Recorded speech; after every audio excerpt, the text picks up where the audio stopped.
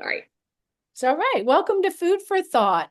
This is I'm Becky McKnight. I'm here with Peyton Williams of Boben Consulting, and we love seeing you guys every Thursday at noon for 30 quick minutes to get just a little reminder of something you already know and you're already doing so well. I always tell Peyton, we have the choir that shows up every Thursday, those great parents who are so intentional and who are thinking about things. Invite your friends who might not think, be not, not being as intentional. We want to make a difference in the world. And today we're talking about tantrums and meltdowns. And next week, apologies and repair. And the more I am working and studying about apologies and repair, the more I think it's something that can change the world. Yeah. Can certainly change your child's life for the rest of their lives. So show up next week for that. And next week will be our last food for thought for this semester, and we'll pick back up in the new year. Well, I am so excited for this topic today because sometimes I have tantrums, Becky. Exactly. And maybe today can help us out, all of us, both as adults and kids, thinking about regulating our emotions. So, can y'all see the screen and everything okay? Yeah, Can you and see okay? we would love for you guys to put things in the chat. So as I'm talking, I know you have great strategies and things that have worked for you. And something that I'll emphasize throughout our talk today is that every child is different. And so if you put a tip that's working in your family, that may be something that, really changes things for another family. So feel free to add your wisdom in the chat to help others. Awesome. Let's Thanks. go with the key takeaways. All right. Right. So, tantrums and meltdowns are normal, and they are not something that's just for 3 and 4 year olds. I guess I should say 2, 3, and 4 because I'm experiencing them with my own grandson. Um, People tend to talk about their tantrums when the child's only 2 or 3 and laugh about it and let that out in the open. But there's a lot of shame in families when tantrums continue, but there shouldn't be. Meltdowns, and I include, stomping off when you're unhappy with something in the meltdown category. So that's happening in every household across the nation. And so let's get that out on the table and say it's normal. It's As everything, go interesting.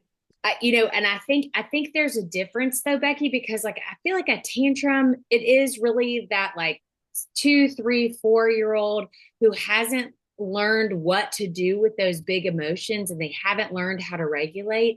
But then you have kind of the like childhood, teenage, adult tantrums where you're not like wailing on the floor, screaming, hopefully, right? That would be a little bit like we need some bigger intervention. But maybe it's like they still don't know what to do with those big emotions. And so they let their emotions carry them away. Is that right? Yes, and we'll talk about that. And because in every case, it is not, regulation is learning how to handle those big emotions. So that's the goal, and we'll talk about that. But as an educator, an elementary educator, I had first graders who threw themselves on the floor in a full tantrum. Hmm. So it happens, Okay. and this was, not an exceptional child. It's just a child having a hard day. Okay. So if your child's one who likes to throw themselves on the carpet and kick and scream, it's okay. Let it go.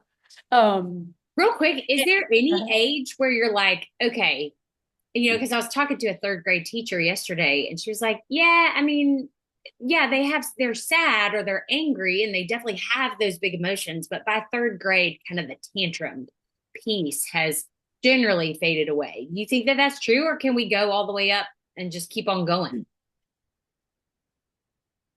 we'll talk about it more with as we go into the discussion, but I think that up to fifth grade, um, kids who just can't rein it in Mm, are can still be totally normal. okay. Those are your big feeling kids.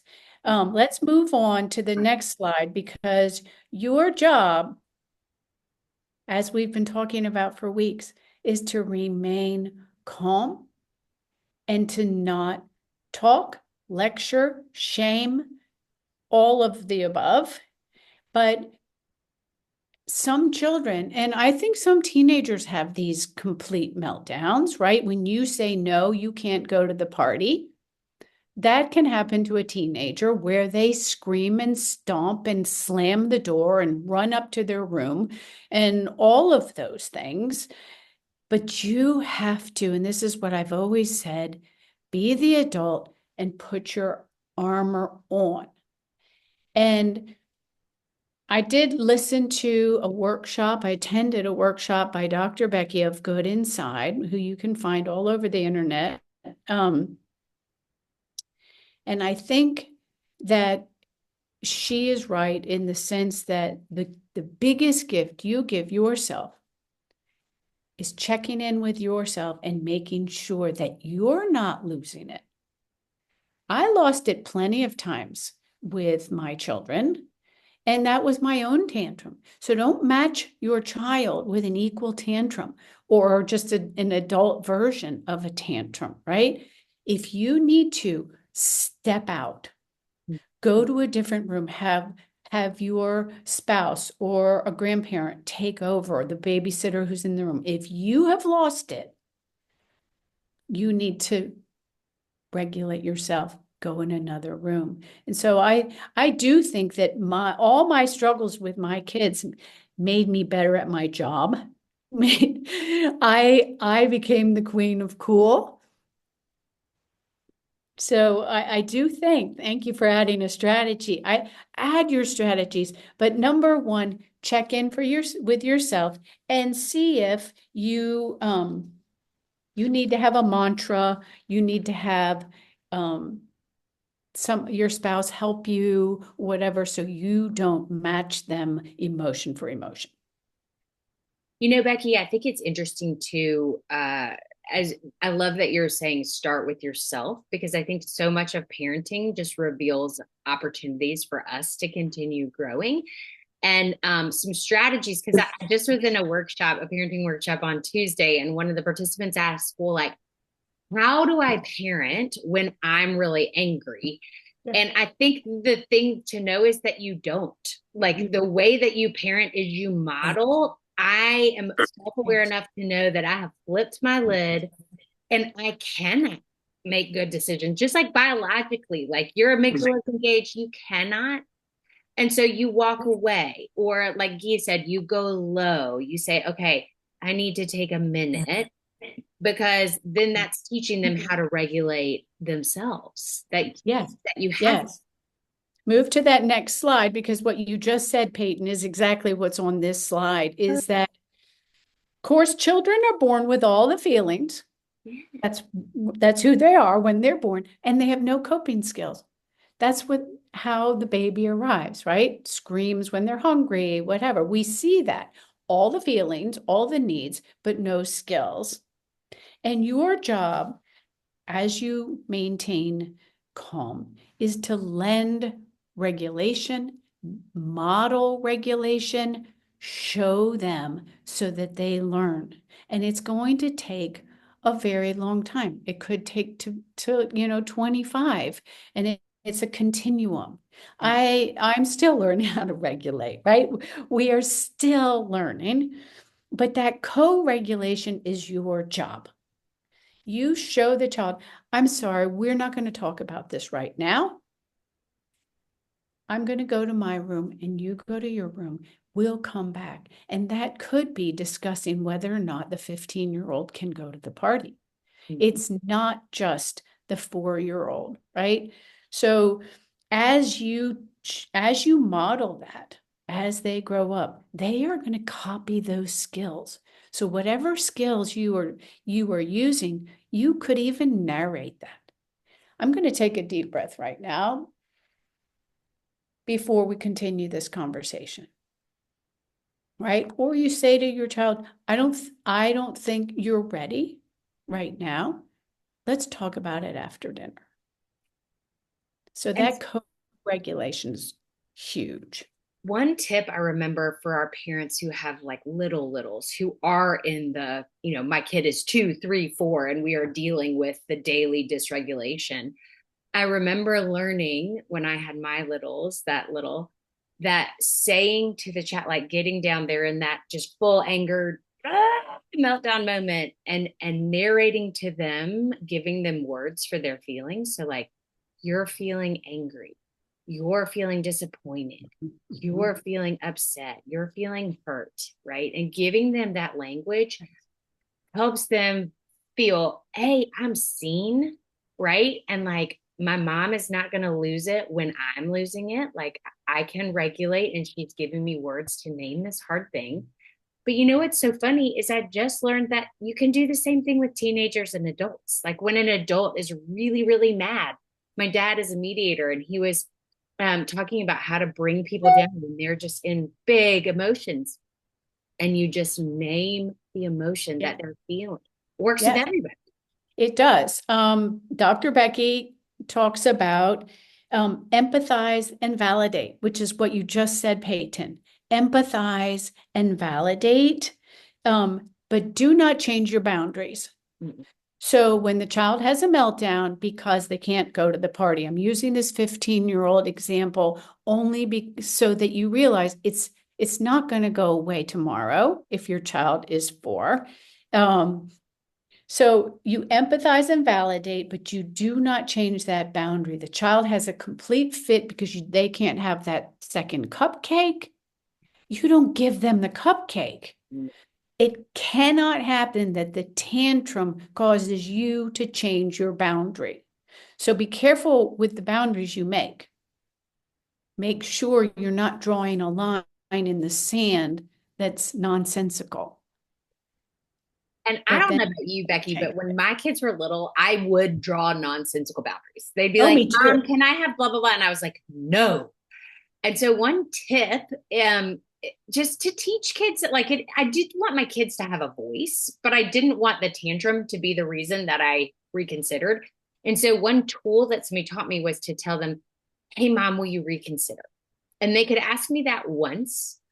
And that was sort of my check to be like, am I being reasonable right now? Or am I just saying no because I just say no all the time? Right. And that was helpful. That was a helpful tip. And they still sometimes do that.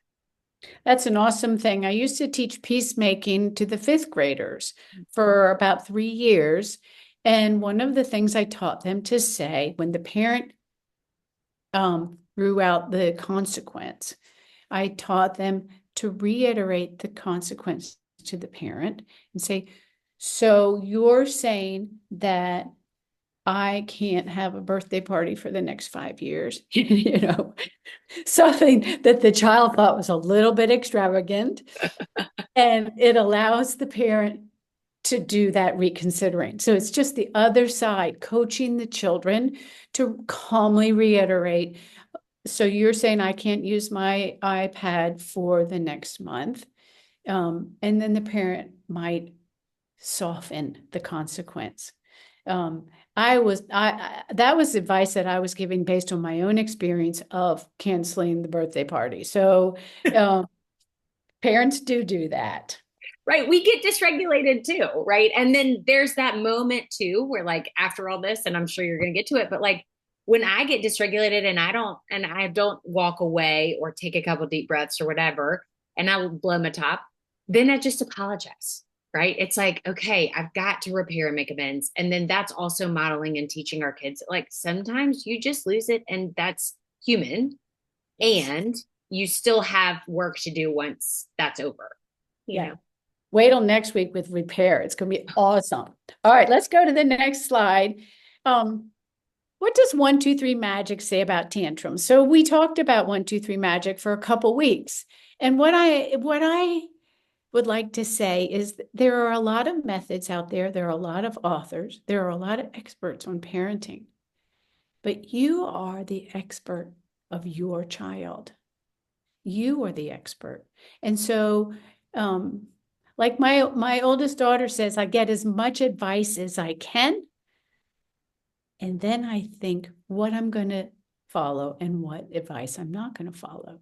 So 1, 2, 3 Magic really is not that far from Dr. Becky and all the other experts, other than the fact that tantrums are stop behaviors. So it puts it a little bit more in the category of misbehavior. And so what I want you to do is become the student of your child. Each child will be different, and each meltdown will be different. So what's the same is no talking, no emotion, do not reason with them, don't show that you're losing it, remain calm. And then, just like Dr. Becky, Tom Phelan of 1, 2, 3 Magic says, identify the triggers. Figure out if your child is melting down because they're hangry. Are they melting down because they're a deeply feeling kid and they just are having a little bit harder time learning regulation than your other children? You might have somebody like that. Or do they have a little anxiety that maybe you need to look into? Did they have a terrible day and they're having friendship problems? Or are they manipulating you because they know you change boundaries all the time and all they have to do is have one quick tantrum and they're going to get that cupcake. So become a student of your child. I want to give you one example that I saw in a book called Boundaries with Kids. It's the story of a little boy named Derek. Derek goes and plays in a little baseball league with the neighborhood. And every time he messes up, he throws the bat down, throws his glove down, stomps off. He leaves his position. He like is unhappy about it in the parking lot or whatever, and then comes back 15 minutes later, resumes his position, and acts like nothing happened. He does it over and over and over again. The coach finally says, you know what, Derek? If you lose it, we understand that it's hard when things don't go well for you in the game, but you will not be allowed to come back. When you leave, you need to stay away. And so when Derek comes back, he repeats the same behavior, but the next time he struggles and you see him struggling because he wants to stay, and he eventually is able to regulate, learn not to throw down that baseball bat and conquer that. And so the coach has helped him.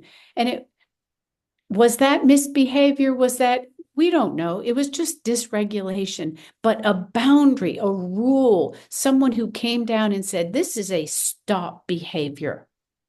I'm not going to stand by while you repeat this over and over and over again. It's unfair to the team. It's unfair to the coach.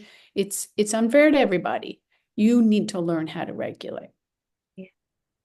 And I think too, there's as we were talking about, right, those developmental ages for kids, right? That looks different at different ages. So for, a 2-year-old, a 3-year-old, you're sitting with them, you're not reacting, you're not changing anything, you're letting them have those big feelings and go through the wave. And then you're saying, wow, that was a big emotion. What can we do next time to help you, and not get quite so big, and talk about that afterwards. Whereas, with a kid who's 8, 9, 10, you're like, look, bud, you've got us here. Here's the consequences for that kind of thing. Now that's part of your motivation to help self-regulate. And I think too, when you get to have those older children who are kind of still tantruming, yeah, they might be deeply feeling kids, but as Becky said, like it also might be manipulation because they know it works, right? And so one strategy for parents is it's the three B's: boot it, boot them out, beat it, or bear it. So bear it is like you just sit there and like don't respond. There's just okay, fine. You are over there having your tantrum. I'm having my day. It's not impacting me. Uh, beat it would be like you just leave. You're like, okay, you can have your tantrum, but I'm out of here. I'm not going to be manipulated. And then boot them out is that sort of like, okay, you can totally have your big feelings, and you've had enough big feelings in this room. And so you can go have your big feelings over here and then come back when you're ready to hang out, but we're not going to do it in here, right? In the kitchen or where you're going to have an audience. So that strategy has helped me with my bigger kids. Yeah, and I do think that um, with a big kid that loses it, Mm-hmm. wait, and the next day, when everything's calm and things are going well, maybe when they're going to bed and you walk in the room, talk about it, because talking about it will remove the shame. Because children who are older and lose it like that don't want to, and they're ashamed of it. And so you sitting down and talking about it and saying, like, let's think about what you would do the next time. That would really, really help them. And then if they're like losing it out at the baseball field, for instance, we've seen that. I'm sure you've seen the kid who throws down the bat or whatever and stomps off. Um, talk to them about what were the triggers. Maybe there's a mantra they could say to themselves. All of your regulation skills that you have, lend them to your child. Tell them about a time that you lost it when you were the same age, so that they don't feel like they're a bad kid, that there's something wrong with them, right? Talk about it, get it out in the open. I think that's solution finding and forward looking, right? Like to say, like, this is probably going to happen again. You're going to feel mad. You're going to strike out. You're going to not get what you want. How do you want to handle it next time? How will you know when you're starting to lose it, right? And I think also some of that body work where you ask your child, like, when you feel angry, where do you feel it in your body? Do you feel it in your Yeah. throat, the back of your neck? Because that mind body connection, that body tightness can be a cue for them where they go, wow, I'm having a big feeling. And before it starts to, get out, that can really help. Yeah, let's move to the next slide, because I do think that pausing is the hardest skill. It's the hardest skill for us. We have to pause. I had to learn how to put my armor on and not fly off the handle and yell at them. And the child has to learn how to pause so they can see what's happening inside, what Peyton was literally just talking about. So you can practice scripts. If there's a child who's getting mad at a friend all the time, if you see that, the first grader you have is not playing nicely during play dates in your house, talk about that with your child and say, when Johnny comes over, he's going to want to play with your whatever the toy is, and that might be hard for you. What are you going to do when you see him playing with your toy? I I love love that chat. Thank you so much for putting that out. But definitely set those boundaries, right? Set the boundaries and don't move. One thing Dr. Becky says that I think is really important and would have helped me with my deeply feeling kid was, sometimes when a child's losing it, and be a student of your child. Don't ostracize them and send them away. Stick with them. it. She always says, you're a good kid having a hard time right now. And I love that empathy. And you have to know which kid to say that to. It's not for the entitled kid who's manipulating you. It's for the child who really just has so much emotion and it's so big. I hear how mad you are. I understand how mad you are. But now we need to take a pause. Like call out, join with them, call out what's problem. And remember they're a work in progress. So don't always see it as bad behavior. It may not be bad behavior. I have tried to stop children from their tantrums when I realized they couldn't. Yeah. They'd gone too far. I think it's interesting. There's a little thing from Dan Siegel about the brain. And like, if we imagine that this is your brain stem, and then this is your amygdala, and then your cortex and your prefrontal cortex, when we flip our lids, we're thinking with our amygdala, and our prefrontal cortex, which we're like where we have judgments and make decisions and stuff, that's not even like engaging. Like zero thought is going to that. And so I think teaching kids, like you can use that to teach kids about it too, and say, when you flipped your lid and you're thinking with your amygdala, it's your like fight or flight, bud. And you are in big fight when you're having a tantrum. And sometimes you just have to ride that until whatever saber-toothed tiger your body has decided is getting after you, whether it's disappointment or embarrassment or whatever. And you got to ride that wave until you can kind of come back and start thinking with your judgment zone. And that's another little tool, because sometimes kids, you can just be like, right, like, Yeah. Give them a little signal. I do think that there are children in the world who have this bright future in front of them, and they are going to be incredibly successful because they are sensitive, they have charisma, they feel things.